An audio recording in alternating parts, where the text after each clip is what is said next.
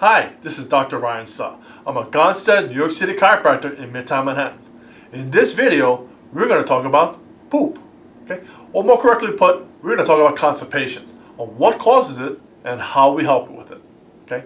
So, let's start off with this simple school of thought. Okay? So if we have one meal, we should have one bowel movement or one poop, right? So if we have 3 meals, shouldn't we have 3 bowel movements, right? So when we no longer have that synchronous amount, okay, of let's say 3 meals, but you only have 1 bowel movement, okay, that's constipation. Chronic constipation is when it gets worse than that, when you're only going once every other day, or once every 3 days, once a week, once every 2 weeks, so on and so forth. Okay, that's really bad chronic constipation. So let's follow the system over here.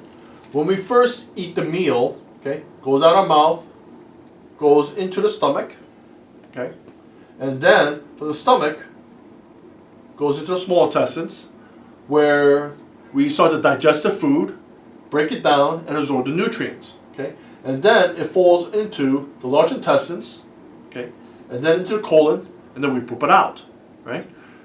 So our digestive tract system is a lot like a conveyor belt system at an airport in the baggage claim area. So as long as we have proper power to that conveyor belt, the conveyor belt will constantly move at a steady pace. So what happens when we lose power to the conveyor belt? Okay, when the baggage stops completely, right? So what happens when we have less power to the conveyor belt? Wouldn't things slow down, right? So along the path in our spine, okay, along the path of our spine over here, at every single level in our spine, we have nerve power. Okay? We have nerves coming from every single level to our spine that connects to our intestines. Okay?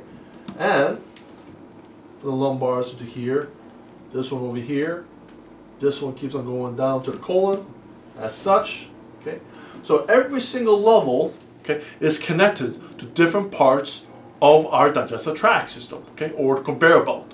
So when we start to have a structural shift, okay, and since low back injuries is the most common injury we do to our spine, we commonly damage the nerve power to these organs. So to clarify, okay, the British Medical Journal states that exactly just that. Whenever we have any disruption or an obstruction to our nerve supply that leads to the intestines, yes, you could start experiencing constipation. And as we alluded to before, whenever we have a structural damage, okay, to our spine, and since the low back is most common, this area,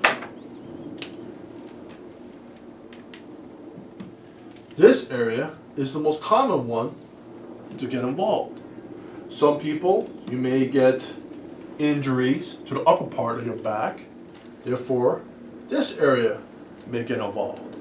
Or some people, okay, when you start experiencing like the upper part over here, okay, such as the lower part around your rib cage, small intestines, most commonly what I see is constipation, not too frequently, but more in terms of, may have some problems digesting or absorbing nutrients. So in other words, IBS or gluten sensitivities, things of that nature, is a lot more common when you damage the nerves to this area over here.